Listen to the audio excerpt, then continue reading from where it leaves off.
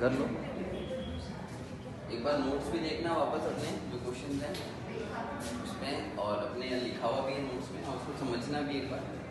फिर भी कोई दिक्कत होगी तो कलम डिस्कस करेंगे। तो अपन एनाटॉमी पढ़ रहे थे लास्ट क्लास में। आई थिंक हम लोगों ने मेरिस्टेम कंप्लीट कर लिया था क्या? मेरिस्टेम वो था, चेक कर लो, मेरिस्टेम तक कर लिया था हम लोग। कॉम्प्लेक्स परमानेंट टिश्यू स्टार्ट करना है।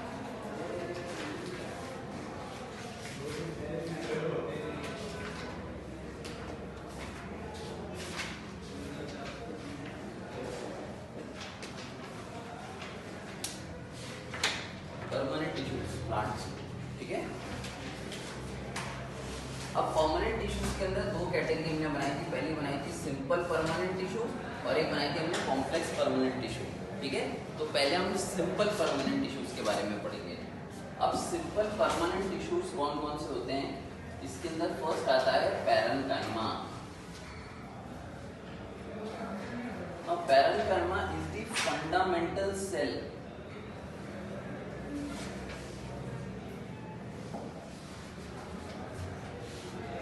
does not possess the power of totipotency but it is permanent cell, ठीक है। परमानेंट ये फंडामेंटल का क्या मतलब होता है? फंडामेंटल सेल का जो बेसिक टाइप का कैरेक्टर्स रखता हो, जो बेसिक है, मिनिमम रिक्वायरमेंट्स है, ठीक है ना। जैसे आज आप बाइक लेने गए, अब एक बाइक की बेसिक रिक्वायरमेंट क्या होगी? इंजन हो, ब्रेक हो, टायर्स हो, सीट हो, पेट्रोल टैंक हो, मीटर हो, सफिशिएंट है।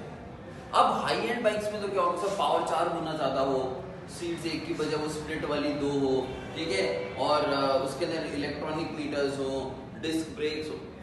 अपर लिमिट कुछ भी नहीं, फीचर्स ऐड ऑन करते चले जाओ। लेकिन एक बेसिक में क्या क्या हो सकता है? तो बेसिक के अंदर एक सिंपलेस्ट चीज़ की फॉर्म है जो उसको कंप्लीट स्ट्रक्चर बना दे, दैट इज सफिशिएंट, है ना। अब 100 सीसी की बाइक भी आती है, तो 1200 सीसी की बाइक भी आती है। और 1200 सीसी में क्या क्या फीचर्स होते हैं? और 100 सीसी तो बेसिक बाइक है, गए बस, ठीक है, आपने पेट्रोल डलाओ चलाओ बस, दैट्स इट। कोई हाई एंड फीचर नहीं मिलेगा कि आपको ये मिल रहा है वो मिल रहा है, बेसिक चीज़ है, ठीक है कि नहीं है। तो ये जो फंडामेंटल वर्ड है ना, ये नीट में आ चुका है क्वेश्चन। फंडामेंटल सेल्स कौन से होते हैं? दे आर पैरेन्काइमा, ठीक है। उन्होंने फंडामेंटल सेल्स एनिमल टिश्यू से पूछे थे। एनिमल टिश्यू में कनेक्टिव टिश्यू के फंडामेंटल सेल्स कौन से होते हैं? Fibroblast, basic cell. टोटिपोटेंसी वहां किसके पास होती है? मीसेनकाइमल सेल्स के पास, ठीक है। यहाँ पर हमने टोटिपोटेंसी का क्वेश्चन नहीं पूछा है, फंडामेंटल सेल्स का क्वेश्चन पूछा कि सबसे बेसिक, सबसे फंडामेंटल सेल्स कौन से होते हैं? Parenchyma, means they are the basic cells. आप लोग पढ़ते हो ना केमिस्ट्री, फिजिक्स, फंडामेंटल्स पढ़ते हो ना। पहले पढ़ाते हैं सर आपको कि बेटा ये ऐसे होता है, इसमें ये चीज़ होती है, इससे ये बनता है, ये कैटायन है, ऐसा नहीं कि सीधा आप हाई लेवल पे चले जाए, सीधा आईआईटी का क्वेश्चन कर लिया, ऐसा नहीं करते। हम लोग क्या करते हैं? पहले बेसिक्स पढ़ते हैं, फंडामेंटल्स पढ़ते हैं।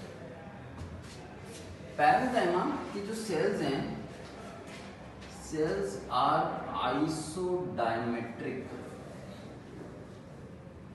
इनका शेप ओवल, स्फेरिकल, थोड़ा सा इलोंगेटेड, कुछ भी मिल सकता है, ठीक है।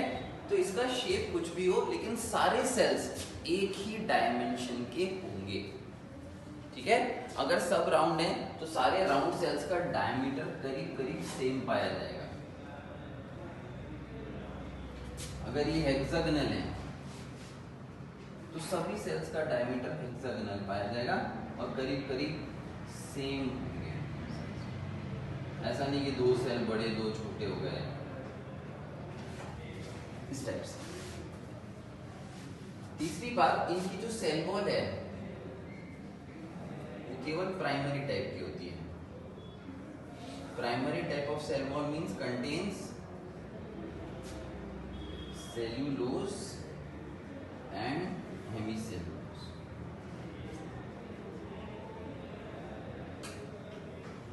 और कुछ नहीं मिलेगा इनसे।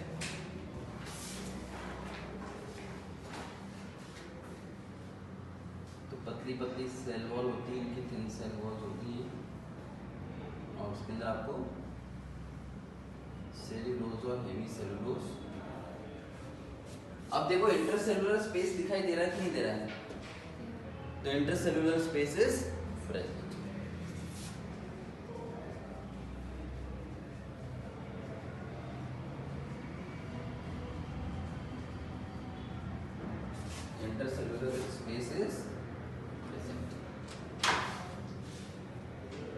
ये क्या है? क्या है? क्या है ये? न्यूक्लियस। प्लांट सेल में न्यूक्लियस इसेंट्रिक होता है, सेंटर में नहीं होता है। वैक्यूल तो ये होगा सबसे बड़ा सेल ऑर्गेनल।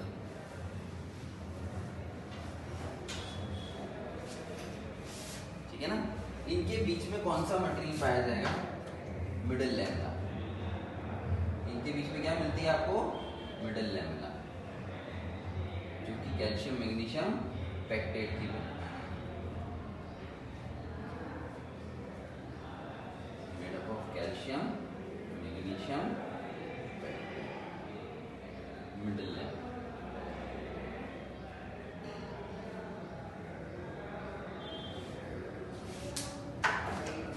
तो मिडिल लैमेला किसकी बनी होती है? Calcium magnesium pectate.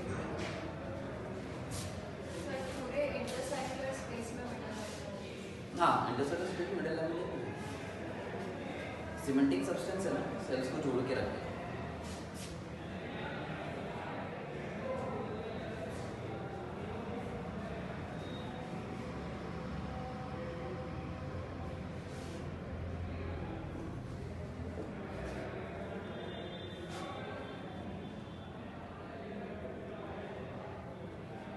लिखा?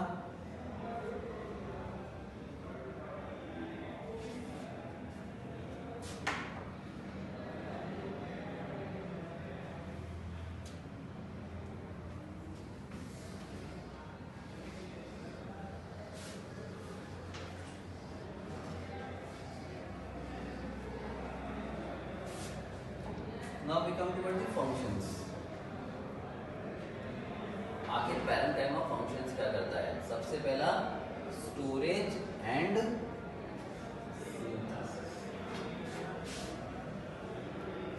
कोई भी चीज को प्लांट अगर स्टोर करता है तो किस टाइप के टिश्यू को स्टोर करता है? पैरेन्काइमा। ना तो जाइलम, ना फ्लोएम, ना कोलोनकाइमा, ना स्क्लेरोकाइमा। सिर्फ और सिर्फ स्टोरेज के लिए अगर कोई चीज है उसके पास तो वो है पैरेन्काइमा।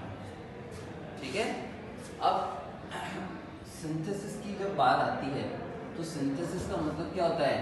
फोटोसिंथेसिस करना, जहाँ पर क्लोरोफिल भी प्रेजेंट होता है।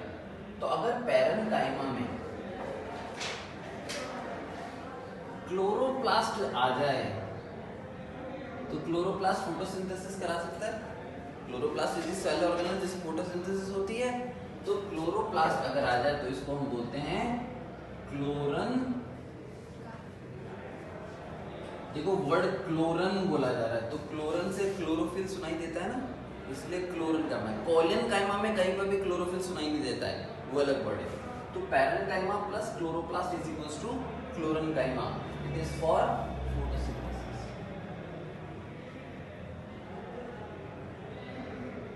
तो कुछ सेल्स लीव्स के जो मेसोफिल सेल्स हैं उनके अंदर क्या होता है? मैंने क्या पढ़ाया था? Leaf parenchyma is called as mesophyll.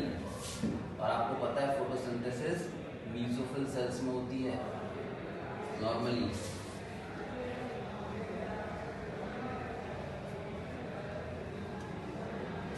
होती है कि नहीं होती है? Mesophyll cells, bundle sheath cells, नाम सुने थे ना? तो मेसोफिल सेल्स क्या हैं? They are leaf parenchyma. इसलिए इसमें photosynthesis the parenchyma plus chloroplast is equals to chlorenchyma and leaf parenchyma is called as mesophyll. Sometimes parenchyma is associated with air spaces, then it is called as parenchyma. It is for aquatic plants. In outer layers of stem,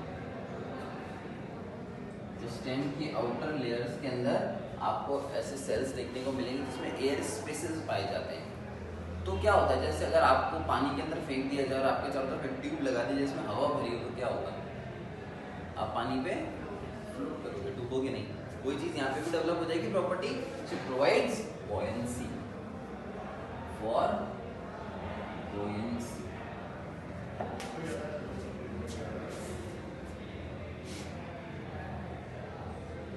हर जगह plant में parenchyma पड़ा हुआ, अभी हम पढ़ेंगे आगे, हर जगह parenchyma पड़ा हुआ है, डिफरेंट लेयर्स में पैरेन्काइमा।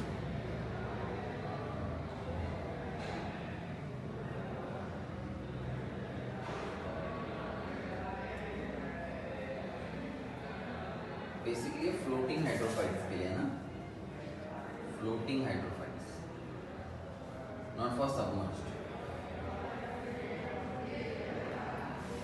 फ्लोटिंग, पानी पे तैरते हैं उनके लिए, डूबे हुए के लिए।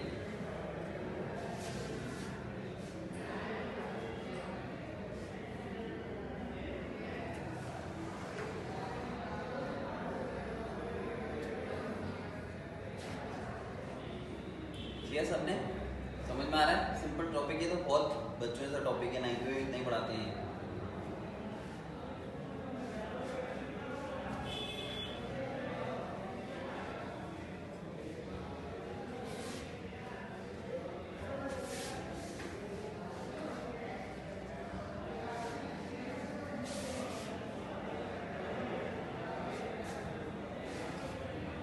मैंगो का पल्प कौन सा मटेरियल होता है? आप जो फ्रूट का पल्प खाते हो ना, वो ज़्यादातर क्या होता है? पैरेन्काइमा। तो नीचे लिख लो, fruit pulp is mostly parenchyma. कि और कोई टिश्यू है नहीं जिसको हम खा सकते हैं। मोस्टली हम किस मटेरियल को खाते हैं? पैरेन्काइमा, बिकॉज वो स्टोरेज है और हमें प्लांट का स्टोर फूड ही तो खाना है। Next is collenchyma. देखो वहां क्लोरेनकाइमा था, यहाँ पर कोलेनकाइमा है। कोलेनकाइमा का सबसे पहला, it is a living mechanical tissue. Question आता है इस पे, मैकेनिकल टिश्यू क्या होता है? Which provide support.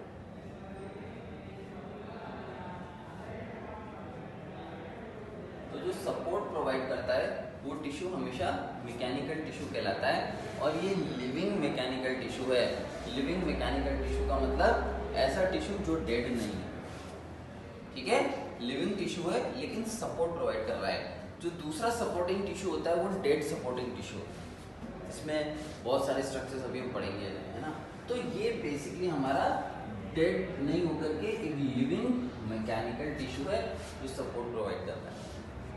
अब यहाँ पर सेल्स जो हैं have deposits of pectin or other substances except lignin।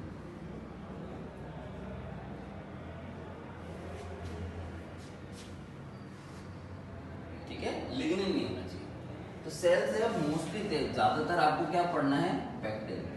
तो ज्यादातर सेल्स के अंदर पेक्टिन का डिपोजिशन देखा जाएगा इन देयर सेल वॉल। इसलिए ऐसे सेल वॉल को क्या बोलते हैं हम? Secondary cell wall. So secondary cell wall के अंदर सेल्यूलोज प्लस पेक्टिन दोनों मिल रहा है। ऐसा नहीं कि आप सेल्यूलोज हटा दो, सेल्यूलोज तो मिलेगा ही मिलेगा, लेकिन साथ में क्या देखने को मिल रहा है? Pectin. Deposits occurs usually in corners।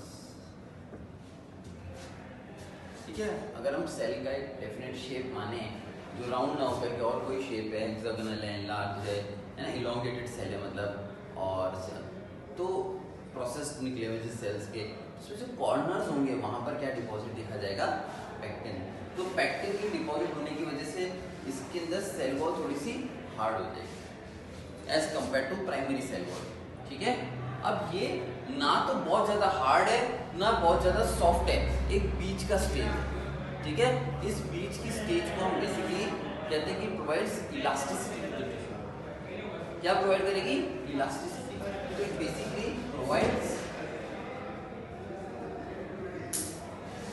Elasticity.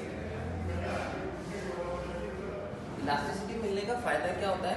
Plants को थोड़ी सी ना फ्लेक्सिबिलिटी जैसी चीज़ मिलती है ना। आप देखो, आपने पेड़ की डाली को पकड़ के नीचे से बेंड किया और छोड़ा तो वापस रिकॉइल होकर अपनी पोजीशन पे स्प्रिंग की तरह चली जाती है, ठक। ज़्यादा जोर से नहीं, हल्का सा किया, डाली को आपने छोड़ा, ठक से वापस अपनी पोजीशन पे जाती। तो जब विंड का रेजिस्टेंस करना होता है, जब विंड को रेजिस्ट करना होता है, फ्लो आ रहा है हवा का तेज, तो थोड़ी फ्लेक्सिबिलिटी की जरूरत होती है। आप ज़्यादा रिजिड भी नहीं बन सकते, स्टार्ट करके पूरे पूरे टूट जाओगे, और ज़्यादा सॉफ्ट भी नहीं रह सकते। प्रॉब्लम क्या है कि ज़्यादा सॉफ्ट हो गए तो 1 सेकंड में गिर जाओगे। तो दोनों चीज़ों से कि बीच की स्टेट होती है फ्लेक्सिबिलिटी, है ना। अपन जब कोई लॉन्ग जंप करके ऊपर से नीचे गिरते हैं, वहाँ एकदम सॉफ्ट चीज़ भी नहीं लगाते हैं कि पता कैसे उसी को पार करके नीचे चले जाते हैं, या ऐसे भी हार्ड चीज लगाते हो, अपने क्या लोहे का स्ट्रक्चर लगा दो, गिरेगा तो हड्डियाँ टूट जाएगी। अपन क्या लगाते हैं, फ्लेक्सिबल बोर्ड लगाते हैं, जो गिरता है वो रेजिलियंसी की वजह से वापस ऊपर की ओर चलता है, फोर्स बिखर जाता है, वो नॉर्मली खड़ा हो जाता है। ऐसा ही कुछ प्रॉपर्टी, इलास्टिक प्रॉपर्टी जो होती है किसके पास होती है, कोलेनकाइमा। तो ये कहाँ मिलता है, ज़्यादातर आपको स्टेम्स के अंदर देखने को मिलता है, लीफ में देखने को मिलता है, जो पार्ट विंड को रेजिस्ट करता है। ठीक है, तो लिख लो इसके अंदर फंक्शंस में, found in stem and leaves, provide resistance to air या wind, provide resistance to wind. हवा आती बहुत तेज है, वो पेड़ इतने इतने बेंड हो जाते हैं लेकिन टूटते नहीं है, वापस आगे खड़े हो जाते हैं। प्रॉपर्टी को कोलेनकाइमा टिश्यू से।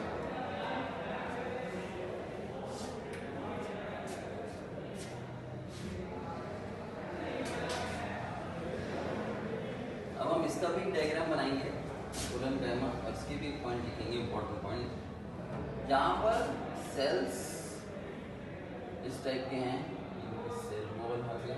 अब देखो यहाँ पर एक पॉइंट और हो गया, इंटरसेलुलर स्पेसेस कम हो गए।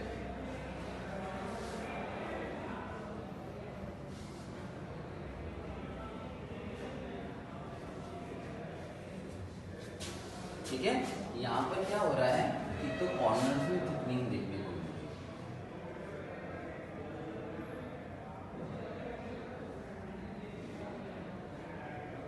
This is pectin deposit.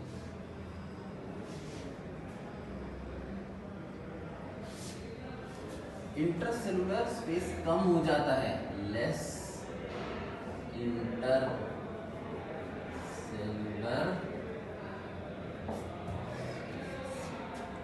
लेकिन यहाँ पर न्यूक्लियस मिलेगा बिल्कुल सही, वैक्यूल मिलेगा बिल्कुल सही। ठीक है, मिडिल लैमेला मिलेगी, स्पेस कम हुआ ना तो बड़ी हुआ है, क्या है middle, this is collenchyma. Now you can compare it with parenchyma. Parenchyma के अंदर इंटरसेलुलर स्पेस जो है वो काफ़ी ज़्यादा है, यहाँ पर स्पेस कम है। वहाँ पर आप देखो तो मिडिल लेवल की थिकनेस कम है, यहाँ पर ज़्यादा है, यहाँ पर कम है। ठीक है, क्योंकि स्पेसेस बहुत कम हो गए। दूसरा कॉर्नर्स पे डिपॉजिट होगा, कहीं पे भी सेल वॉल में डिपॉजिट्स नहीं देखे जाते। डिपॉजिट्स की वजह से इसकी cell wall secondary cell wall है और इसकी cell wall primary cell wall.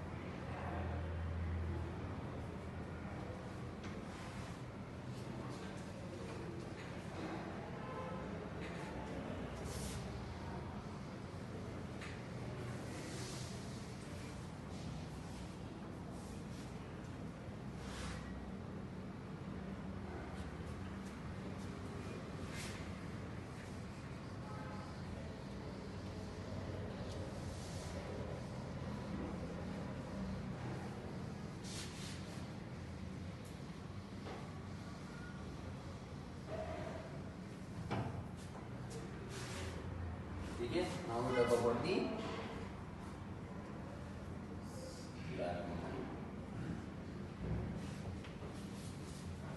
अब इस क्लेरेंकाइमा के अंदर क्या होता है स्क्लेरेंकाइमा की सबसे बड़ा क्वेश्चन है, it is a dead mechanical tissue.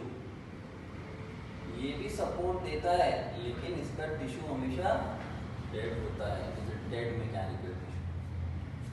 ये डेड क्यों हो जाता है? It is due to deposition of lignin, due to depositions of lignin in the cell wall। ठीक है, सेल वॉल के अंदर डिपॉजिट होने की वजह से कंप्लीटली सेल डिपोजिशन हो जाती हैं और कंप्लीटली सेल वॉल में डिपॉजिट हो जाता है लिग्निन, जो उसको makes it impermeable to water. तो cell becomes impermeable to water. आपने जहाँ पे वो भी लिखा ना कोलनकाइमा टिश्यू, वहां पर आप देखो आपने लिखा है दी कॉर्नर्स, डिपॉजिट कहाँ देखा जाता है? In the corners. लेकिन यहाँ पर कहाँ पर डिपॉजिट होता है? Complete cell wall. ठीक है, तो complete cell wall shows deposits of lignin. Lignin completely cell wall के अंदर डिपॉजिट देखा जाता है।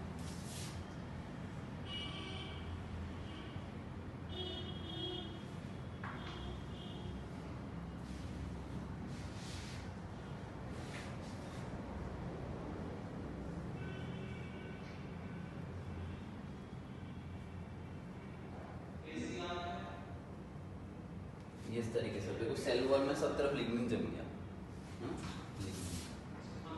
अब लिग्निन जमा होने की वजह से ना तो सेल के अंदर पानी जा सकता है ना सेल के बाहर पानी आ सकता है, एनवायरनमेंट कंसील कर दिया है ना, कोई एक्सचेंज नहीं हो सकता। तो सेल क्या रह जाएगा बेटा? डेड हो जाएगा ना सेल।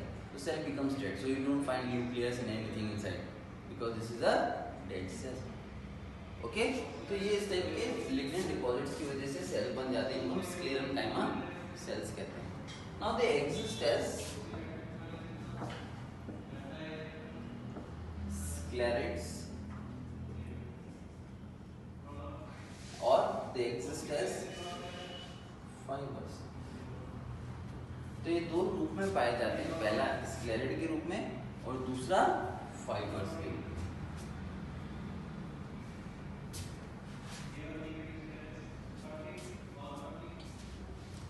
स्क्लेरेट्स बेसिकली सेल्स हैं और ये किस फॉर्म में? फाइबर्स के रूप में पैदा है। ठीक है ना। स्क्लेरेट्स आपको कहां पर मिलते हैं? Example seed coat. आपने अक्सर देखा होगा बीज जो होते हैं वो बहुत हार्ड होते हैं, है ना। कोई दाल वगैरह मुंह में रख के देखा होगा, पता चला कितनी हार्ड होती है, सो हार्ड। तो सीड्स के ऊपर जो सीड कोट होती है वो इतनी हार्ड क्यों होती है? Because of the presence of sclerenchyma. अब आप इसको तोड़ना चाहते हो तो बहुत फोर्स लगाना पड़ेगा, या फिर क्या करो, इसको रख दो पानी के अंदर। तो सीड में एक छेद होता है जहाँ से पानी अंदर जाता है, इसे माइक्रोपाइल कहते हैं। माइक्रोपाइल से पानी अंदर जाता है और अंदर से वो बाहर की तरफ फोर्स लगाता है, जिससे सीड कोट फट जाता है। इम्बाइबेशन की वजह से सीड कोट फटता है ना। तो क्या है कि जब सीड्स जर्मिनेट होते हैं तो वाटर को इम्बाइब करते हैं, फूल जाते हैं और फट जाते हैं, जिससे प्लूमेरा और रेडिकल बाहर निकलते हैं और नए सीड से प्लांट का जन्म होता है। ठीक है। अब स्क्लेरेंकाइमा टिश्यू इतना हार्ड है कि बगैर इम्बाइबेशन के वो सॉफ्ट नहीं पड़ेगा। इसलिए आप देखो दाल बनाने से पहले आप उसको थोड़ी देर पानी में रखते हो ना, आधा घंटा 20 मिनट रखते हैं लोग पानी में, थोड़ी देर तो रखते ही कम से कम। आप स्प्राउट्स खाते हो, सीधा चना खा सकते हो कच्चा ब्लैक वाला, उसको पहले पानी में रखते हो, वो जर्मिनेट हो जाता है, फिर आप उसको खाते हो, सॉफ्ट हो जाता है। सॉफ्ट हो गया, उसके बाद थोड़ी देर पड़ा रहता है तो जर्मिनेट भी हो गया। पानी तो चाहिए जर्मिनेशन के लिए, जर्मिनेट हो गया। तो ये सब कहाँ पर पाए जा रहे हैं? On seed coat. Best example है सीड कोट में स्क्लेरेंकाइमा टिश्यू। फाइबर्स आप देखो, स्क्लेरेंकाइमा फाइबर्स, पैरेन्काइमा भी मिलता है जाइलम में, वैसे जाइलम के अंदर फाइबर्स भी मिलते हैं। फ्लोएम में भी आपको पैरेन्काइमा मिलेगा, फ्लोएम में भी आपको फाइबर्स मिलेंगे। किसके? स्क्लेरेंकाइमा के। तो स्क्लेरेंकाइमा फाइबर्स जो है ये आपको जाइलम और फ्लोएम दोनों के अंदर मिलते हैं और उनका बेसिक फंक्शन क्या है? सपोर्ट। इसलिए xylem tissue, phloem tissue support भी देते हैं। देते हैं कि नहीं देते हैं? Coconut husk, coconut husk is an example of these fibres. नारियल होता है ब्राउन वाला, उसको अपन ऐसे फाड़ते हैं, पूरा उतारते हैं ना, उसके बाल उतार देते हैं, क्या है वो? Sclerenchyma fibres. ठीक है, तो एक तरफ मैंगो का पल्प पैरेन्काइमा, फिर कोइलेनकाइमा, और फिर लास्ट में कोकोनट का हस्क स्क्लेरेंकाइमा। दोनों का फर्क फील करो, एक तरफ कोकोनट हस्क, एक तरफ मैंगो पल्प पैरेन्काइमा स्क्लेरेंकाइमा। इतना डिफरेंस आ जाता है just because of the deposits of material. यहाँ पर कौन डिपॉजिट होता है? लिग्निन। कोइलेनकाइमा में क्या डिपॉजिट था? पेक्टिन। कोइलेनकाइमा में पेक्टिन, स्क्लेरेंकाइमा में लिग्निन। अब ये सेल अगर सब तरफ से बंद हो गए तो इनके तो काम ही खराब हो गया। तो इनके अंदर क्या पाए जा सकते हैं? पिट्स पाए जा सकते हैं। ठीक है, पिट्स पाए जा सकते हैं। चलो स्क्लेरेंकाइमा लिख लिया सबने। स्क्लेरेंकाइमा प्लांट्स में मौजूद होता है कई जगहों पर जहाँ पर उसको सपोर्ट देना होता है। अभी हम एक स्ट्रक्चर पढ़ेंगे, उसमें सब बताएंगे कहाँ कैसे मौजूद है। लिख लिया?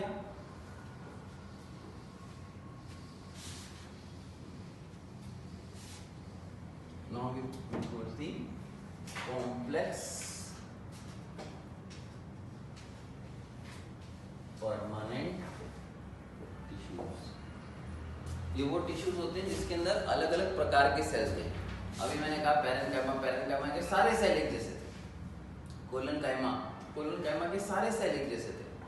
अब स्क्लेरेंकाइमा, स्क्लेरेंकाइमा के सारे सेल्स करीब करीब एक, फंक्शनिंग एक, मॉर्फोलॉजी एक, करीब करीब हो सकता है। पैरेन्काइमा के अलावा जो कोइलेनकाइमा, स्क्लेरेंकाइमा में डायमेंशंस अलग अलग हो, लेकिन शेप तो सेम रहेगी ना। आई बात समझ में? आइसोडायमेट्रिक कंडीशन पाई जाना केवल पैरेन्काइमा खा सकते हैं। शेप, साइज सब कुछ सेम मिलेगा, लेकिन कोइलेनकाइमा, स्क्लेरेंकाइमा में मोर और लेस दे लुक सेम ना। हो सकता है एक सेल 4 मिलीमीटर, एक तो एक 2 मिलीमीटर, तो एक 1 मिलीमीटर, ये फर्क हो सकता है, लेकिन शेप साइज तो सेम रहेंगे। जब हम कॉम्प्लेक्स परमानेंट टिश्यूज में आते हैं तो इसके सेल्स काम भी अलग अलग कर रहे हैं, शेप भी उनका अलग अलग है, फंक्शनैलिटी, मॉर्फोलॉजी सब अलग अलग है उन सबकी। तो कॉम्प्लेक्स परमानेंट टिश्यू में सबसे पहले जो आता है वो है जाइलम। अब जाइलम के अंदर जो 4 एलिमेंट्स हैं उसमें कौन कौन से आते हैं? Tracheids, vessels, xylem, parenchyma,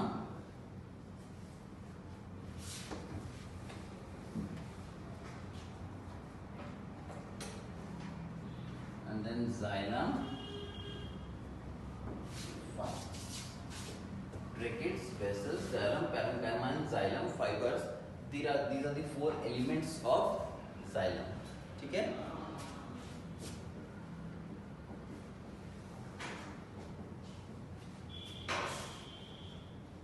Tracheids are tapering at both ends. इसलिए इसको फ्यूजिफॉर्म भी बोला जा सकता है या स्पिंडल शेप भी लिखा जा सकता है।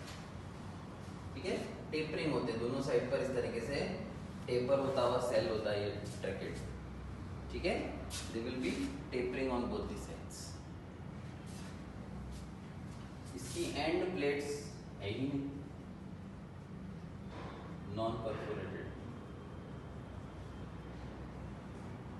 भाई एंड प्लेट है ही कहाँ? तो परफोरेटेड नॉन परफोरेटेड का कंसेप्ट ही नहीं लिखना चाहिए, लेकिन क्वेश्चंस के हिसाब से मैंने लिख दिया है। आइडियली तो लिखना ही नहीं चाहिए, लेकिन मैंने लिख दिया है क्योंकि वेसल्स के अंदर परफोरेटेड होती है और ये नीट में आया था क्वेश्चन। ठीक है, इनका क्रॉस सेक्शन कैसा होता है? They are cylindrical. इनका क्रॉस सेक्शन कैसा है? सिलिंड्रिकल। और ये इनकी एंड प्लेट्स हैं, ये परफोरेटेड होती है।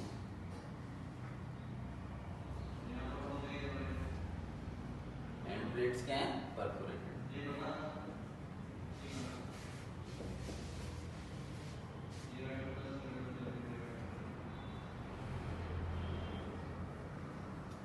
तो एंड प्लेट ही नहीं है बेचारे के पास, परफोरेटेड नॉन परफोरेटेड क्या लिखे, लेकिन फिर भी लिख दिया जस्ट फॉर दैट से क्या, चलो हम समझ सकें इसको। लेकिन ये क्वेश्चन नीट में आया था।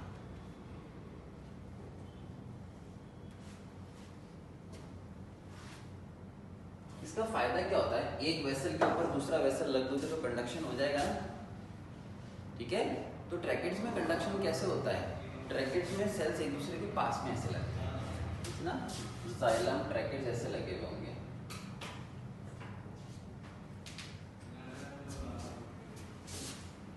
एक के ऊपर एक नहीं लगे हुए, साइड बाय साइड लगे हुए हैं। लेकिन वेसल्स में क्या होगा, वेसल्स के अंदर एक के ऊपर एक लग सकते हैं, they can be arranged one over the other. Vessels का अरेंजमेंट ऐसे हो सकता है क्योंकि एंड प्लेट्स परफोरेटेड है तो पानी का कंडक्शन भरपूर हो सकता है, ठीक है। Now what is the main function of tracheids and vessels, both are used for conduction of water. दोनों का रोल क्या है, for conduction of water and minerals from root to leaf. It is unidirectional. Flow क्या रहेगा इसमें, हमेशा unidirectional. कभी भी ऐसा नहीं होगा कि लीफ से नीचे आ रही चीजें, हमेशा रूट से लीफ की तरफ ही जाएगा, डायरेक्शन अलाउड ही नहीं है। अब इनके अंदर पिट्स पाए जाते हैं, these are pits, these are pits। तो इनके अंदर पिट्स पाए जाते हैं, पिट्स से पानी बाहर आ सकता है, छेद है, पाइप में एक छेद कर दिया तो पानी वहां से भी बाहर आने लग जाता है ना। तो ये क्या काम आते हैं, साइडवर्ड कंडक्शन, पानी इससे बाहर आएगा, इनके जस्ट छेद में से जो पानी बाहर आ रहा है वो पानी किस में एंटर कर जाएगा, जाइलम पैरेन्काइमा में। अब xylem parenchyma is the only living element, living element of xylem. तो जाइलम के अंदर लिविंग एलिमेंट कौन सा होता है, जाइलम पैरेन्काइमा। इसका फंक्शन क्या है, स्टोरेज, और दूसरा फंक्शन क्या है, साइडवर्ड्स कंडक्शन ऑफ वाटर।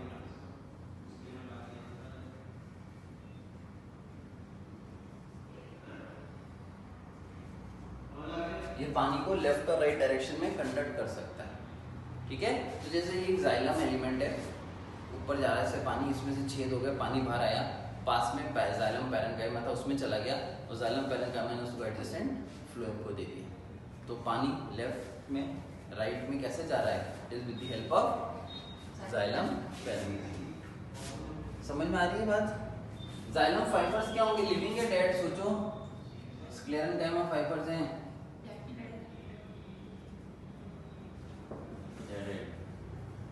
जैसे ही फाइबर्स, फंक्शन क्या करेगा, फंक्शन क्या होगा इसका, सोचो, support.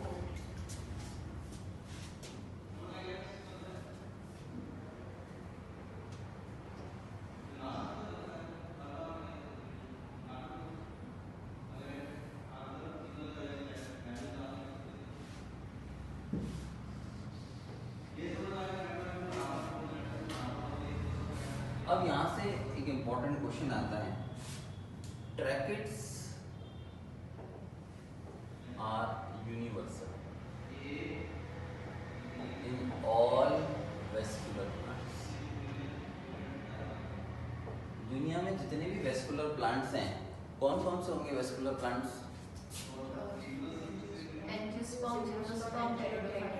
Correct, very good, pteridophytes, gymnosperms, angiosperms, ये तीन वेस्कुलर हैं। एल्गियोब्रायोफाइट तो वेस्कुलर नहीं होते हैं, तो टेरिडोफाइट्स, जिम्नोस्पर्म और एंजियोस्पर्म तीनों वेस्कुलर प्लांट्स हैं, और तीनों में ट्रैकेट्स पाया जाना रूल है, मिलेगा।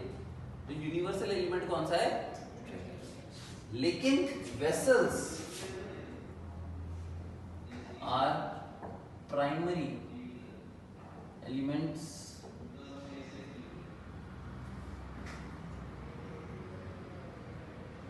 और मेनली फाउंड इन एंजियोस्पर्म्स। तो अगर आप किसी एंजियोस्पर्म प्लांट को देख रहे हो तो वहां पर आपको ट्रैकेट्स की मात्रा कम मिलेगी, वेसल्स ज्यादा मिलेंगे। बाकी सब में आपको ट्रैकेट्स ही मिलेंगे, वेसल एक भी नहीं होगा, ठीक है, बात समझ में आ गई। तो वेसल्स नहीं मिलते हैं लोअर में, और हायर में सिर्फ वेसल मिल रहा है, लेकिन ट्रैकेट्स की मात्रा कम है, तो ट्रैकेट्स तो यूनिवर्सल हो गया।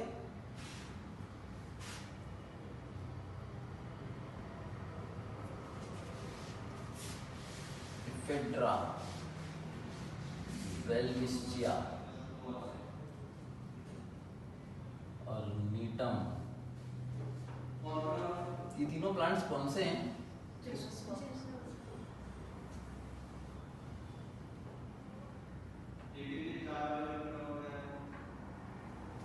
ये ऐसे जिम्नोस्पर्म्स हैं जिनके पास वेसल्स पाए जाते हैं।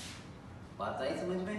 ऐसे जिम्नोस्पर्म्स जिनके पास वेसल्स एलिमेंट पाए जाएंगे। वेसल्स अभी मैंने लिखा है किस में पाए जाते हैं? केवल और केवल एंजियोस्पर्म। लेकिन यहाँ पर जिम्नोस्पर्म्स में भी आपको क्या देखने को मिल रहे हैं?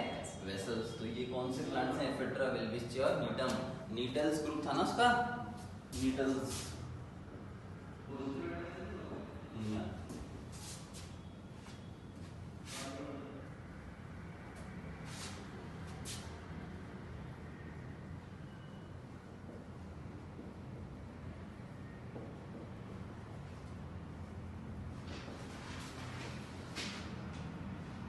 कुछ ऐसे एंजियोस्पर्म, जो एंजियोस्पर्म है उनके पास तो वेसल होना चाहिए, लेकिन इधर वेसल है नहीं। वो कौन से हैं? ड्रासिना और यूका। नोट कर लो, यूका और ड्रासिना ऐसे हैं जिन जो हैं वो एंजियोस्पर्म्स, लेकिन उनके पास वेसल्स नहीं है।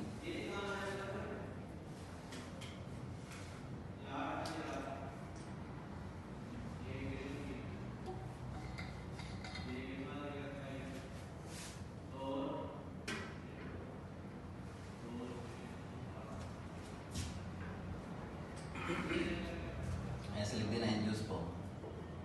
लाइक आपको ध्यान रहे कि these are angiosperms without vessels. ये क्वेश्चन आते हैं एग्जाम्स में। इसका ड्रासिना सर जाइलम फाइबर्स के लिए लाइन के ऑब्लिटेटेड सेंट्रल ल्यूमन, इसका मतलब कि सेंट्रल ल्यूमन एब्सेंट होता है। सेंट्रल ल्यूमन ऑब्लिटरेटेड बंद है। अब जैसे जाइलम, ट्रैकेट्स और वेसल्स को आप देखो तो वो किस तरह से बेटा, जैसे एक पेन है, इसके अंदर बिल्कुल एक रास्ता खाली है जिसके अंदर इसका रिफिल पड़ा हुआ है ना, ये इसका ल्यूमन कहलाता है, इसमें रिफिल है। अब जाइलम एलिमेंट भी ऐसे ही होगा, अंदर से खोखला होगा, उसी के ल्यूमन के अंदर पानी ऊपर चढ़ेगा। लेकिन आप फाइबर, जाइलम फाइबर की बात करो तो वो भी अंदर से खोखला है, ल्यूमन उसमें भी था, लेकिन ल्यूमन जगह जगह पर बंद है, ऑब्लिटरेटेड ल्यूमन, वो पानी कंडक्ट नहीं कर सकता। ये तो अपन एक भी कहते हैं ये भी तो डेड बॉल है, वो भी डेड बॉल है, पहले का मतलब लिविंग में आ गया, चलो ठीक है, वो भी डेड ये भी डेड, तो वो पानी कंडक्ट क्यों नहीं करता? पिट्स में simple pits, bordered pits, bordered pits generally higher में मिलते हैं, पर बॉर्डर्ड पिट्स सिंपल पिट्स में बहुत माइनर सा डिफरेंस है। सिंपल पिट्स क्या है कि जिनका क्रॉस सेक्शन जो होता है वो थ्रू आउट सेम है। जैसे ये जाइलम था, जाइलम एलिमेंट है, अंदर से खोखला है बेटा, यहाँ से आपने देखा तो आपको एक छेद दिखाई दिया इसमें, आपने उस छेद के अंदर पेंसिल डाल के या मार्कर डाल करके जो भी देखना है आपने उनका जो देखा, राउंड सर्कमफ्रेंस है और बाहर से लेके अंदर तक उसका डायमीटर सेम है। ठीक है, बात समझ में आई? बराबर कटा हुआ छेद है, एकदम सेंटर में बराबर कटा हुआ छेद है, इधर ऊपर नीचे कहीं भी छोटा सा छेद है जो अंदर से बाहर तक उसका डायमीटर सेम। ठीक है, मतलब आपने जैसे ही छेद है, इस छेद के अंदर आपने मार्क लगा के देखा, बराबर छेद अलग समझ में आ गया? जैसे एक पाइप रखा हुआ है रोड पे, बड़ा सा पाइप, आप उसके अंदर गए, आप ऐसे खड़े खड़े जा रहे थे उस पाइप में, इधर हमने देखा पाइप छोटा होता जा रहा है, आपको झुकना पड़ा, साइज छोटा हो रहा है कि नहीं हो रहा है ना? जब आप एंड पर पहुंचे तो आप इतने हो चुके थे, यानी पाइप कैसा था, इधर मोटा था और इधर आते आते क्या हो गया था, पतला। ऐसा भी तो हो सकता था ना पाइप, लेकिन अभी आपने कौन सा पाइप देखा है? बराबर साइज का। आप इधर से खड़े खड़े निकले, उधर से बाहर आ गए, it is a round circumference, normal ऐसे है। ये उसकी सेल वॉल है। ठीक है, तो सेल वॉल है और सेल वॉल के अंदर आने जाने का रास्ता कैसा बना दिया? पिट के रूप में बना दिया है कि नहीं? अब ये पिट के रूप में एक रास्ता है, लेकिन ये रास्ता थ्रू आउट सेम डायमीटर रख रहा है, इसलिए इसको हम क्या बोलते हैं? सिंपल पिट। क्या बोलेंगे? सिंपल पिट। अब बॉर्डर पिट क्या होता है? देखो, जैसे मैंने ना आपको एक बाइनोक्यूलर दिया, पुराने जमाने का टेलीस्कोप, नॉट बाइनोक्यूलर, टेलीस्कोप दिया। बाइनोक्यूलर से नहीं समझ पाते, टेलीस्कोप तो देखा सबने, पुराना गैलीलियो के पास जैसा था वैसा टेलीस्कोप, इतनी लंबी सी डंडी और ऐसे करके देखते हैं ना उसको, उसका क्या डायमीटर थ्रू आउट सेम होता है क्या? किधर चौड़ा होता है? आगे की साइड चौड़ा होता है, इधर कैसा होता है? पतला होता है ना। तो आप उसका डायग्राम ऐसा बना सकते हो बेटा।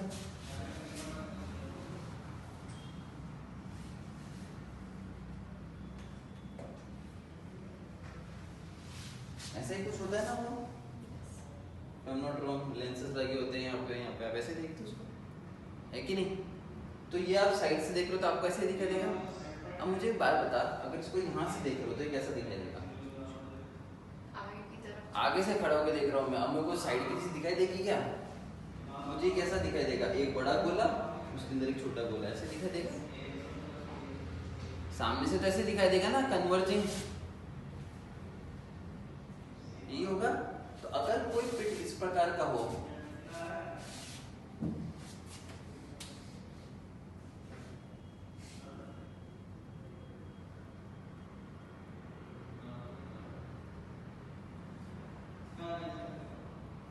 तो ये क्या कहलाएगा? बॉर्डर्ड पिट। क्या कहलाएगा? बॉर्डर्ड पिट। कंसेप्ट समझ में आया? अंदर से बाहर आते आते क्या हो रहा है? डायमीटर चौड़ा हो रहा है। ये अंदर का साइड है, ये अंदर से बाहर आ रहा है। तो अब इस पिट का डायग्राम आप कैसे बनाओगे? ऐसे ही बनाओगे ना? बनाओगे? वो टेलीस्कोप वाली बात हो गई, नहीं हो गई? इसलिए आप बॉर्डर पिट्स जहाँ देखते हो वहां पर डायग्राम आप इस तरीके का देखते हो। ऐसे लिखा होता है तो वो क्या होते हैं? बॉर्डर पिट्स। इनमें सिंपल पिट्स भी हो सकते हैं, they can also have border pits। ठीक है, क्लियर हो गया कॉन्सेप्ट? तो जाइलम में कोई डाउट है? जाइलम फाइबर्स में इधर भी सेप्टेट और एसेप्टेट, तो इसमें सेप्टेट और एसेप्टेट कैसे, मतलब सेल वॉल की बात? पूरा ऑपरेटेड हो गया तो सेप्टम बन गया, कंप्लीट ऑपरेटेड हो गया तो सेप्टम ही बन गया ना बेटा, पार्टीशंस बन गए ना। देख लो एक बार बुक, जाइलम तक देख लो, फिर करा।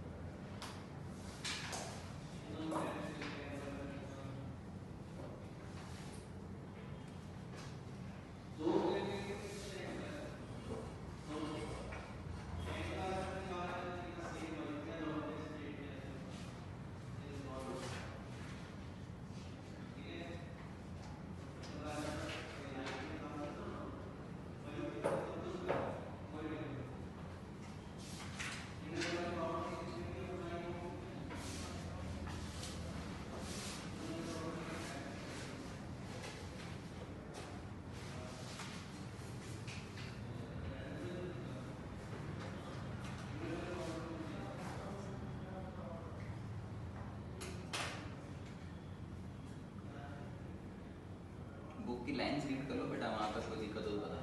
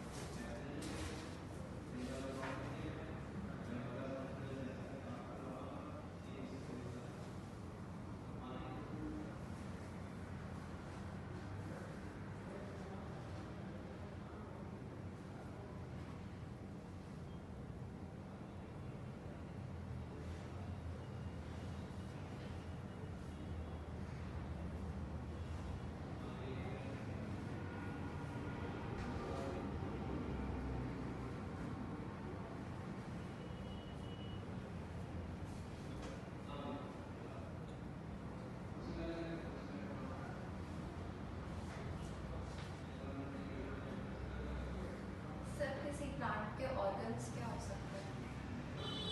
ऑर्गन कैसे? बुक में लिखा है कि प्लांट में cells organise into tissues and tissues into organs and different organs in plant show differences in internal structure. ये ऑर्गन्स यहाँ पर बेसिकली टिश्यू सिस्टम की बात की गई, ऑर्गन्स नहीं है। ऑर्गन जैसे ना वो लोग किसको बोल देते हैं, जैसे कोई स्पेशलाइज स्ट्रक्चर डेवलप हो गया जो एक स्पेशलाइज फंक्शनिंग कर रहा है, लेकिन वो टिश्यू सिस्टम पर ही डेवलप्ड है। जैसे एक इंसेक्टिवोरस प्लांट है, तो इंसेक्टिवोरस प्लांट क्या करते हैं? इंसेक्ट्स को, तुमको ट्रैप डोर मैकेनिज्म बना है, वो एक ऑर्गन की तरह बिहेव कर रहा है, लेकिन that is not a real organ system grade या ऑर्गन ग्रेड पर नहीं। देखो इनका ऑर्गन ग्रेड पर आ नहीं पाए, टिश्यू सिस्टम ग्रेड पर ही अटके हैं।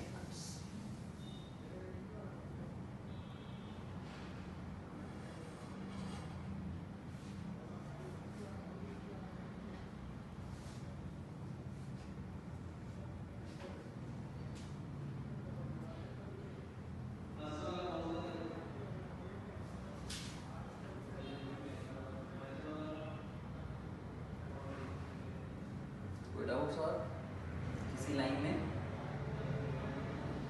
मेरिस्टेम और मेरिस्टेमेटिक एक्टिविटी में क्या फर्क हो सकता है? सोचो, बहुत सिंपल सी चीज है, हो सकता है आप लोग एक बार में सही भी बता दो।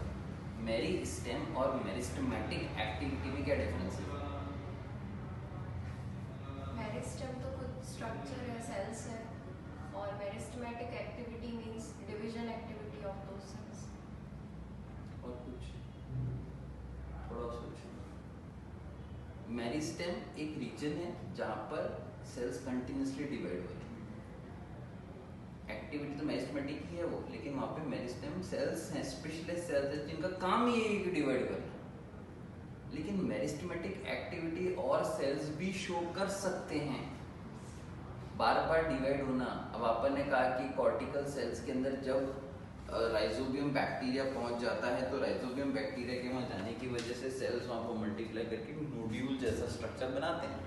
वो नोड्यूल जैसा स्ट्रक्चर बनाने के लिए वो एक्टिविटी कहाँ से आई? वहाँ के कैम्बियम डेवलप हुई, मेरिस्टेमेटिक एक्टिविटी हुई ना। Parenchyma cells meristematic activities show कर सकते हैं, they can divide under certain conditions. This is called as a meristematic activity, but it is not considered as a meristem. ठीक है, उसे मेरिस्टेम नहीं बोलेंगे। समझ में आ गई बात? क्लियर हो गया? स्टार्ट करें? वैसे ये ब्रैकेट्स वगैरह सब समझ लिए हो तो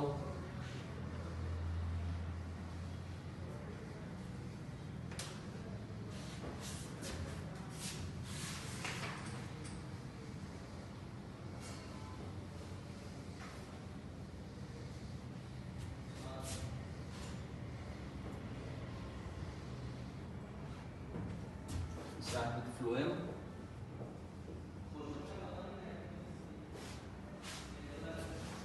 We start with phloem. Phloem tissue क्या होता है?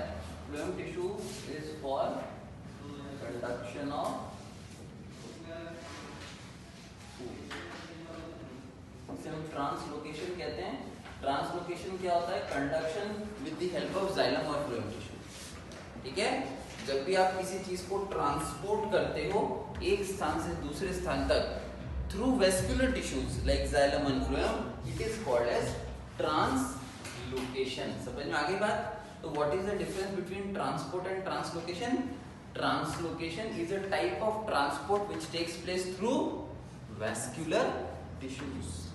Okay, what is the cause of translocation? Pressure gradients. What is the cause of translocation? Pressure gradients. Transport तो आपका ऑस्मोटिक डिफरेंसेस की वजह से भी हो सकता है, कंसंट्रेशन डिफरेंसेस की वजह से भी हो सकता है, लेकिन ट्रांसलोकेशन किस वजह से पाया जाता है? Due to pressure gradients. इसलिए फास्ट कंडक्शन होता है, बल्क ट्रांसपोर्ट होता है। ये अपन लोग पढ़ चुके हैं, फिर भी एक बार रिवाइज करा दिया। इसमें फ्लो हमेशा कैसा होगा? बाई मल्टी डायरेक्शनल नहीं लिखना है, बाई डायरेक्शनल। लीफ से खाना रूट्स की तरफ तो जा ही रहा है ना। इसका पता कैसे चला था? By girdling experiment. क्या किया था उन्होंने? स्टेम था, अब स्टेम में डिफरेंट डिफरेंट लेयर्स होती हैं, उन्होंने क्या किया, लेयर बाय लेयर इसको छीलना शुरू कर दिया। पहले आउटर लेयर छीली, फिर आते आते इनर लेयर छीली। जब वो इस लेयर पे पहुंचे, सबसे अंदर के लेयर तो जाइलम है, सबसे इनर लेयर कौन सी है, जाइलम है।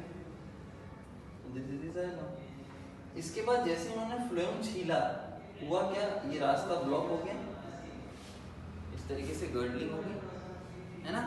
तो ये रास्ता ब्लॉक हो गया। अब आपने जैसे ही रास्ता ब्लॉक किया, अब पानी तो नीचे से ऊपर अभी भी जाएगा क्योंकि जाइलम इंटैक्ट है, ठीक है। आपने बाहर से एपिडर्मिस हटा दी, कॉर्टेक्स हटा दिया, अब वेस्कुलर टिश्यू में पहले आपने फ्लोएम हटा दिया, तो जाइलम तो अभी भी सेंटर में पानी ऊपर चढ़ रहा है।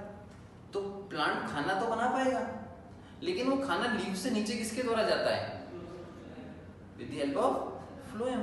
तो खाना जो था वो फ्लोएम से यहाँ पर आएगा। ये फ्लोएम लेकर के आया खाने को, फ्लोएम फूड को लेकर, अब खाना यहाँ पर इसके आगे इकट्ठा हो गया, जा नहीं पा रहा है क्योंकि बीच में से कनेक्शन आप काट चुके हो। आई बात समझ में, गर्डल कर दिया आपने इसको। Girdling means removal of layer by layer, परत दर परत छीलते चले गए।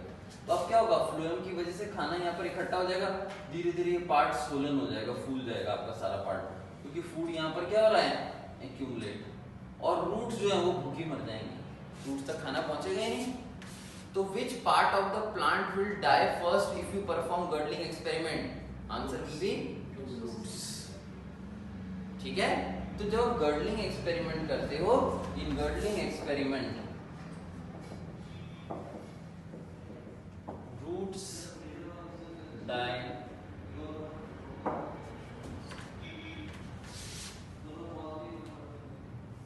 तो आपको स्टेम में इस तरीके से स्वेलिंग्स देखने को मिलेगी।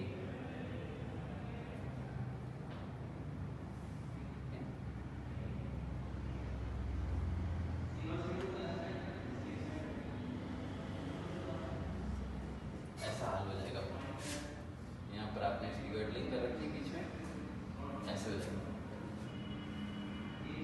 समझे बात को, ये क्या है, फूड एक्यूमुलेशन हो रही है, जो खाना लीव से बन के आ रहा है वो यहाँ पर डिपॉजिट होता जा रहा है, आगे भेजा नहीं जा पा रहा है, और ये पार्ट नीचे से धीरे धीरे धीरे धीरे विल डाई, जो उसके रिसोर्सेज खत्म हो जाएंगे, खत्म हो जाएंगे। तो ये एक सिंपल सा क्वेश्चन आता है गर्डलिंग एक्सपेरिमेंट से related. Now phloem is also made up of 4 different elements. इसके चारों एलिमेंट्स के नाम क्या हैं, सीव, सेल या sieve tube, companion cell, phloem, parenchyma, phloem,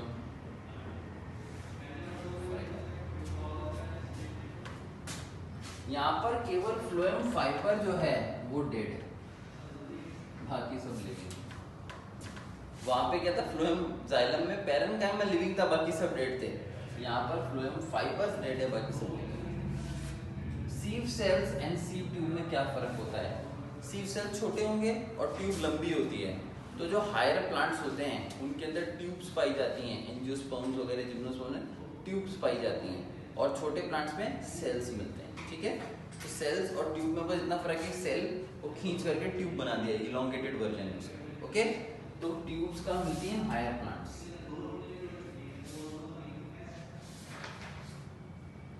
अब हम इस सीव ट्यूब का डायग्राम बनाते हैं। ये एक तरीके की ट्यूब है, इसकी एंड प्लेट्स परफोरेटेड हैं, ठीक है। इसको हम बोलते हैं सीव प्लेट। ये एक प्लेट की तरह है। अब आपने उस प्लेट पे छेद कर दिए, खूब सारे छेद कर दिए, तो वो क्या बन जाते हैं, सीव पोर। क्या बन जाते हैं, पोर्स, सीव पोर्स। इसमें जो छेद होंगे वो क्या कहलाएंगे, सीव पोर्स।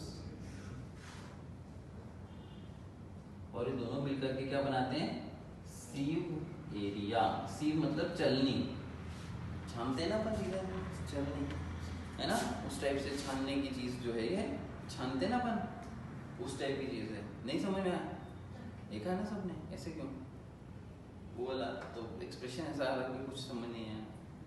तो वो टाइप की चीज है, छोटे छोटे छोटे छोटे छेद हैं इसके अंदर। तो ये सीव प्लेट कहलाती है, और उसमें छेद है वो सीव पोर कहलाते हैं, और दोनों मिलकर के सीव एरिया बनाते हैं। एंड प्लेट परफोरेटेड है कि नहीं है?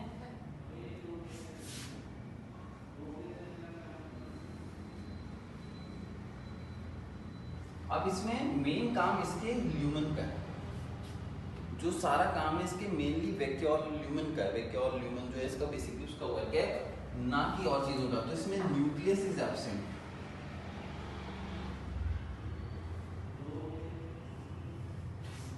और ये इसका कंप्लीट एरिया है जिसके अंदर ट्रांसपोर्ट हो।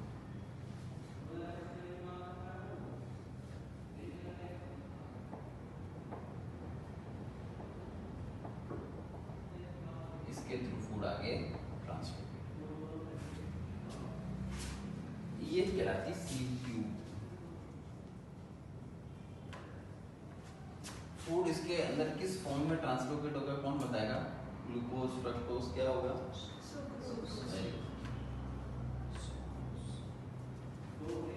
ट्रांसपोर्ट हमेशा किस रूप में होता है? सुक्रोज।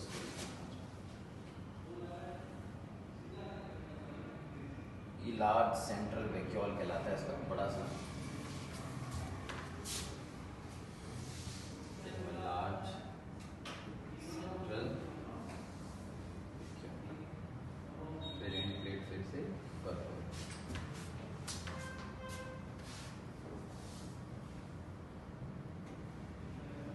ठीक है भाई, समझ में आ रहा है?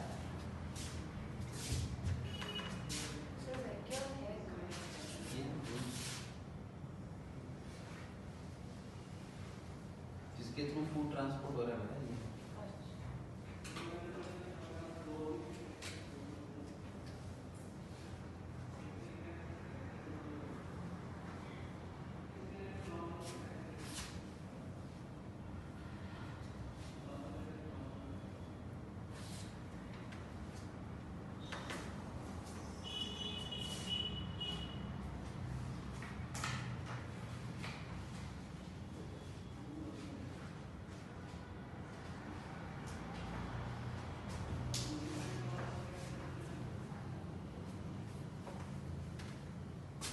समझ में आया? अब कंपेनियन सेल्स क्या है?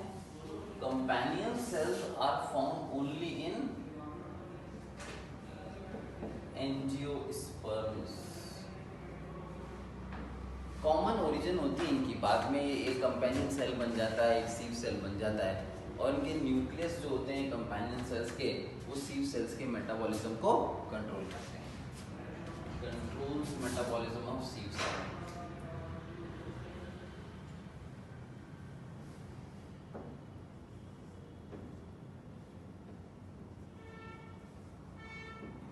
सीव सेल्स के मेटाबॉलिज्म को कंट्रोल करता है। फ्लोएम पैरेन्काइमा का बेसिक फंक्शन क्या होगा? स्टोरेज। और फ्लोएम फाइबर का होता है सपोर्ट। लेकिन फ्लोएम फाइबर्स की एक और इंपॉर्टेंस है, they are of high economic importance.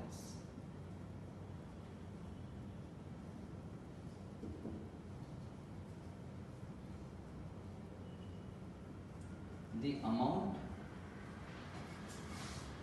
of phloem fibers increase after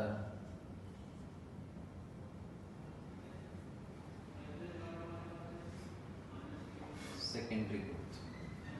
तो जब सेकेंडरी ग्रोथ हो जाती है तो सेकेंडरी ग्रोथ के बाद फ्लोएम फाइबर्स का नंबर काफी बढ़ जाता है। और ये हमारे लिए इकोनॉमिक इंपॉर्टेंस क्यों है? क्योंकि इससे कई सारे व्यवसाय जुड़े हुए, ऑक्यूपेशंस जुड़ी हुई हैं। ठीक है, jute, hemp, they are all fibres. Jute और हेम्प ये सब क्या हैं? They are all phloem fibres. और इनका नंबर कब बढ़ता है? After secondary growth.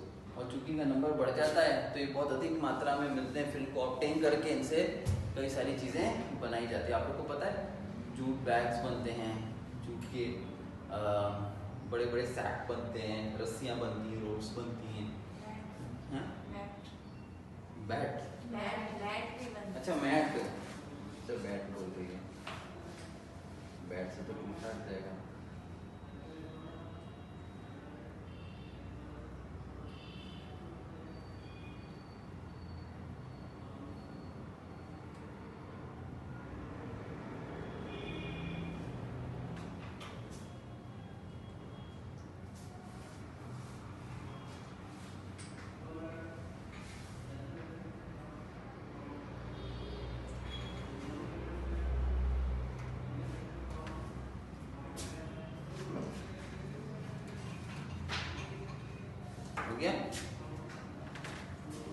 देख लो फ्लोएम तक। इसमें एक इम्पॉर्टेंट क्वेश्चन आता है फ्लोएम फाइबर से रिलेटेड, फ्लोएम पैरेन्काइमा से रिलेटेड। फ्लोएम पैरेन्काइमा का क्या खास पॉइंट है बताओ? देखो मोनोकॉट से रिलेटेड क्या लिखा है? Absent in monocot. ये इम्पोर्टेंट क्वेश्चन है, मार्क करना।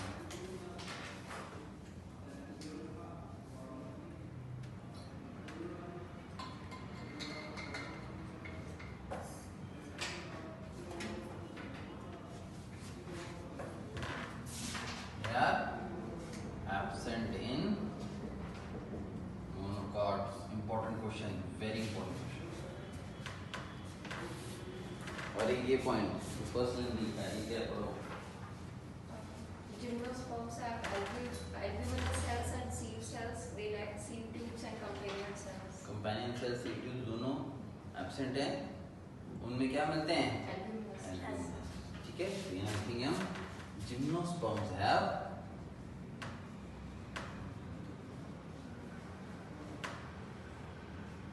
albuminous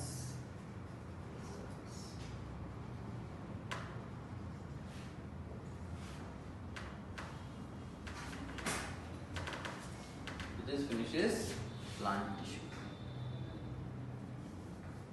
इसके अलावा कुछ स्पेशलाइज्ड टिश्यूज होते हैं, इंसेक्टिवोरस प्लांट्स डेवलप कर रहे हैं, वेलमेंट टिश्यू है, ये हम लोग आपको अभी इंटरनल एनाटॉमी में पढ़ाते हैं। So इसमें एक line है, the companion cells help in maintaining the pressure gradient in sieve tubes. तो ये metabolism की मेटाबॉलिज्म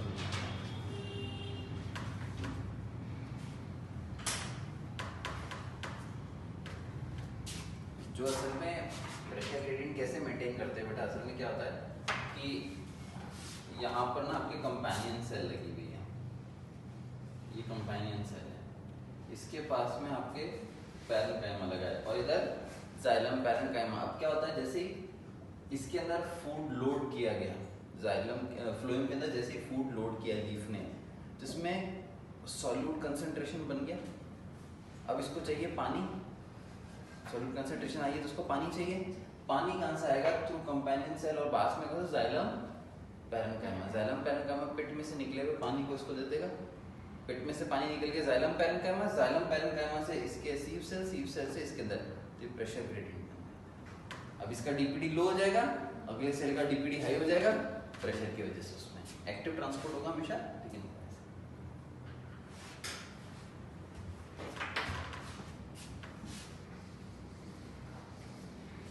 और कुछ पूछना है?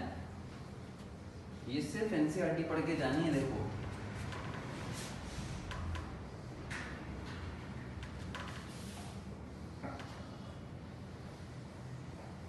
अब अपने जो कोर्स में है वो इंटरनल एनाटॉमी जो है वो केवल एंजियोस्पर्म्स की है, so will not talk about the gymnosperms और टेरिडोफाइट्स और ब्रायोफाइट्स। हम लोग केवल एंजियोस्पर्म्स की इंटरनल एनाटॉमी पढ़ेंगे, उसी में हम इसके डिफरेंट टिश्यूज का डिस्ट्रीब्यूशन देखते हैं। ठीक है, अब प्लांट्स में टिश्यू सिस्टम जो है वो तीन टाइप का, आप लिख चुके हो, लिखना मत। एपिडर्मल, ग्राउंड टिश्यू और ये पढ़ाया था मैंने आप लोगों को। तीन टाइप का टिश्यू सिस्टम होता है, epidermal tissue system, ground tissue system और ठीक है। अब epidermal tissue system, ground tissue system देखते हैं। सपोज हमने एक स्टेम लिया, जैसे बेटा ये एक स्टेम है, ठीक है, ये डायग्राम समझ में आ रहा है? ये रूट्स हैं, ये स्टेम है, ऊपर ब्रांचेस, लीव्स हैं। ठीक है, आपने क्या किया, यहाँ से कट पीस काट करके निकाल दिया, फिर तो cut a piece like this, तो सारी लेयर्स आ जाएंगी इसके अंदर, आएंगी कि नहीं आएंगी, है ना? सारी लेयर्स आ जाएंगी। सपोज मैं इस चीज को डार्क कर देता हूँ थोड़ा सा, तो ये पीस मैंने यहाँ से काट करके बाहर निकाल दिया। Now this piece is like this, clear? ठीक है, बट इसको मैंने ना घुमा करके यहाँ ऐसे ड्रॉ कर दिया ताकि ये थोड़ा बड़ा बना सके। This is the darker part.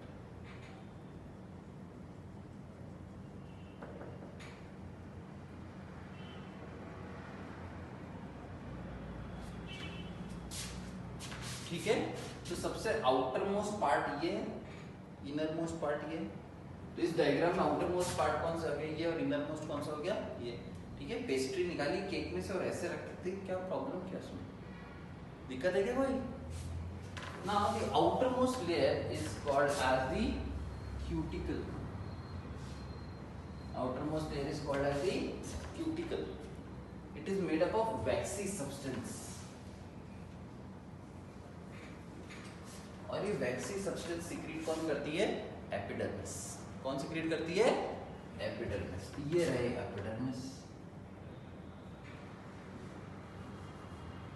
This is the epidermal tissue.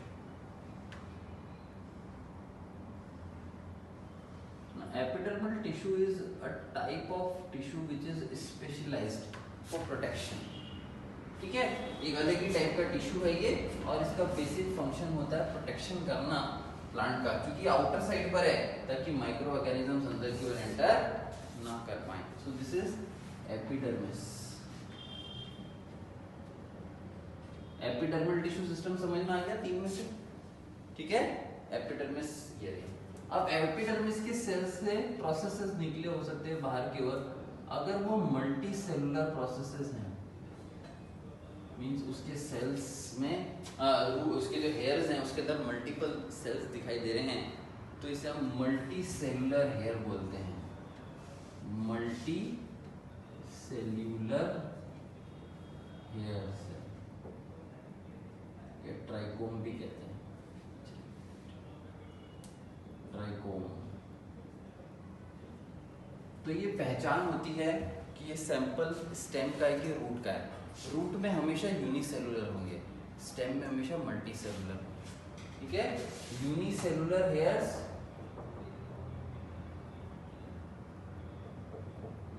Always in roots and multicellular hairs are always found in stem. अब उसके बाद में नीचे की तरफ लेयर आती है एपिडर्मिस की, हाइपोडर्मिस की। ये 2 से 3 लेयर ठीक हो सकती है।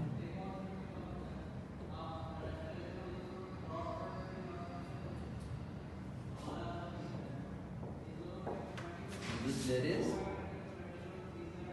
hypodermis.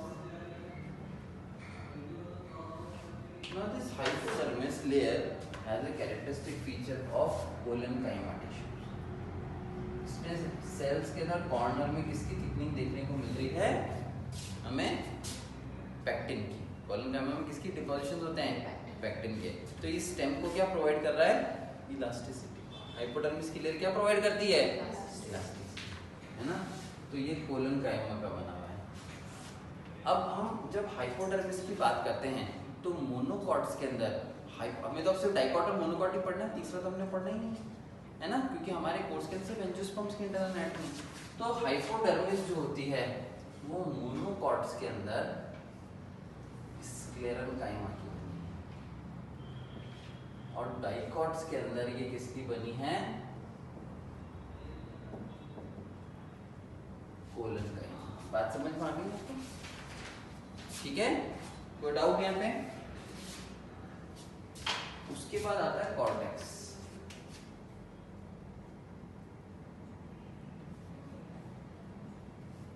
कॉर्टेक्स के अंदर खूब सारी लेयर्स हैं आपके।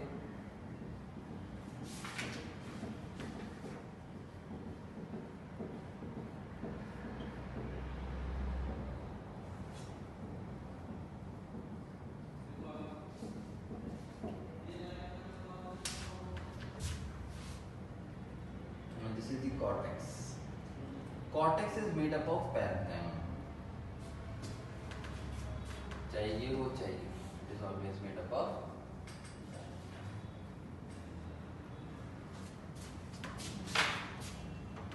ठीक है। Now then we have an endodermis layer, which is also called as starch sheath.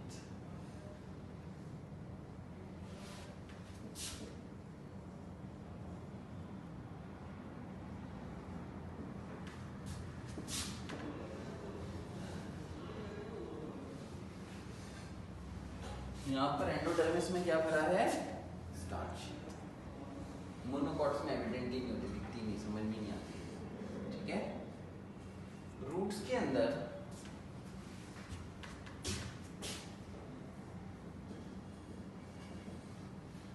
Starch sheet की जगह एंडोडर्मिस में क्या पाई जाती है? Casparian strips. एंडोडर्मिस में क्या पाई जाती है? Casparian strips. समझे? कैस्पेरियन स्ट्रिप पाई जाती है किसके अंदर? रूट्स के अंदर, एंडोडर्मिस। ठीक है, जब हम रूट का डायग्राम बनाएंगे तब बताएंगे। ये चीज समझ में आ रही? अभी हम सिर्फ एक का डायग्राम बना रहे हैं और उससे रिलेटेड जो याद करने वाले पॉइंट्स है वो चार्ट में बना रहे हैं। डायग्राम सबके अलग अलग बनेंगे, ठीक है ना, ताकि क्विक रिवीजन के टाइम में आपको पॉइंट्स याद रहे, कंपैरेटिव पॉइंट्स। उसके बाद में आपको मिलता है यहाँ पर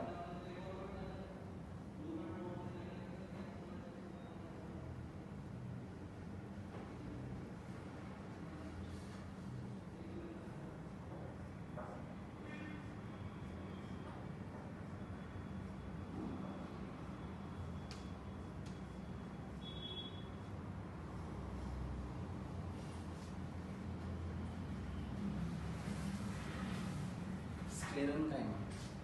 ये है पेरिसाइकल।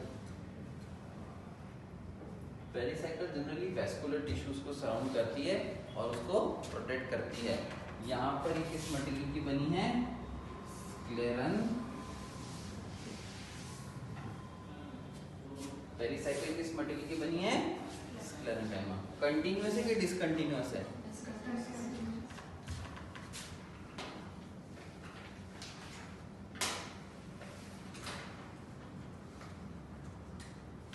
अब देखो उसके बाद में हमको कौन सा टिश्यू मिलेगा? हाँ, कौन सा?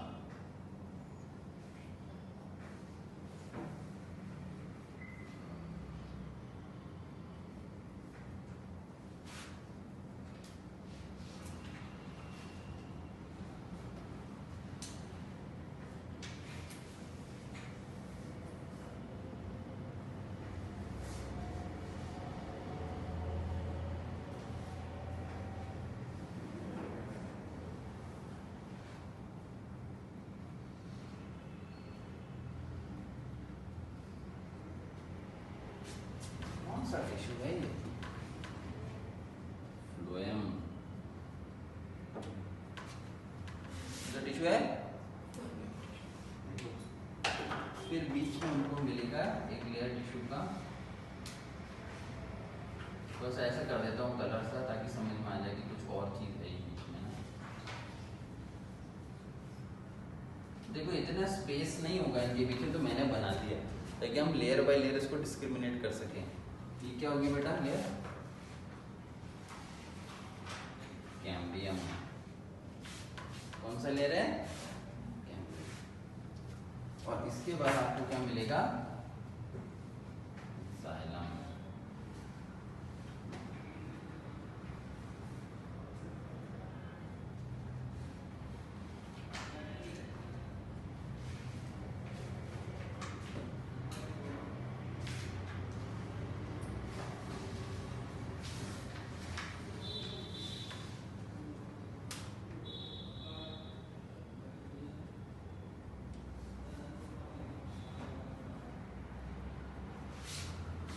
ये कौन सा है? जाइलम।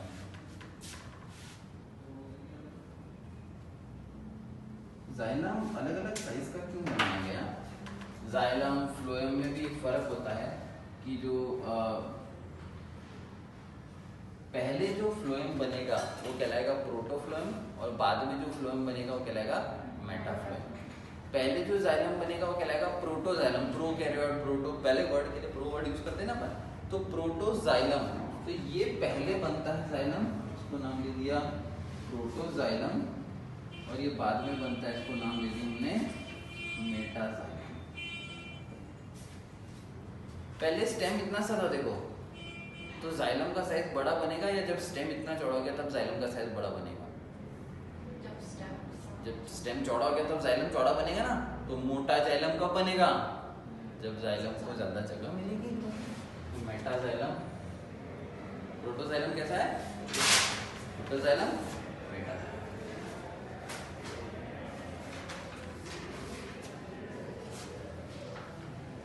समझ में आ रहा है आपको ये? और इनके बीच में क्या मिलेगा आपको? You will find again lot of parenchyma cells जो इसके सेंटर में इस तरह से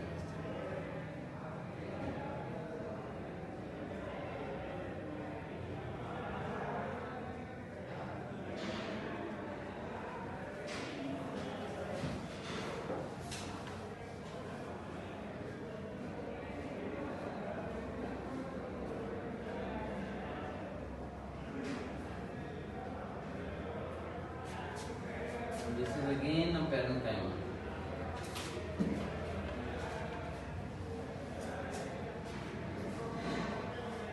And it is called as medulla या फिर पित्त।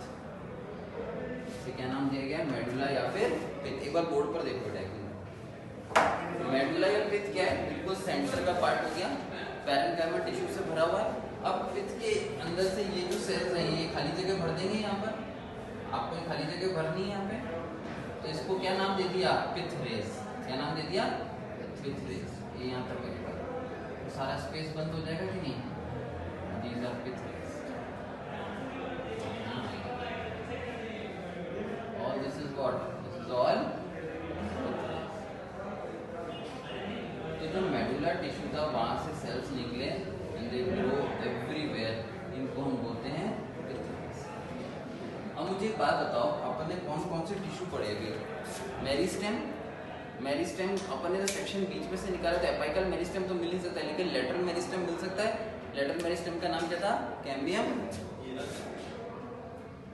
फिर अपन ने कौन सा टिश्यू पढ़ा? पैरेन्काइमा। ये भी पैरेन्काइमा है, ये भी पैरेन्काइमा, मिल गया पैरेन्काइमा। फिर कौन सा टिश्यू पढ़ा था? कोलनकाइमा। ये रहा कोलनकाइमा। फिर कौन सा पढ़ा था?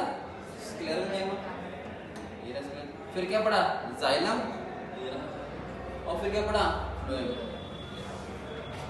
ये तो सारे टिश्यूज हैं। हमने इसका अरेंजमेंट समझा दिया आपको किस तरह से टिश्यू। अब देखो ये एक वेस्कुलर बंडल बन गया, ये एक वेस्कुलर बंडल बन गया, ये वेस्कुलर बंडल बन गया। ठीक है, इसको हमने क्या नाम दे दिया? वेस्कुलर बने। तो आपको ये डायग्राम बना लो। कल हम इसी के आगे कंटिन्यू करेंगे, बाकी सबके भी स्ट्रक्चर्स पढ़ेंगे और सेकेंडरी ग्रोथ भी। ठीक है।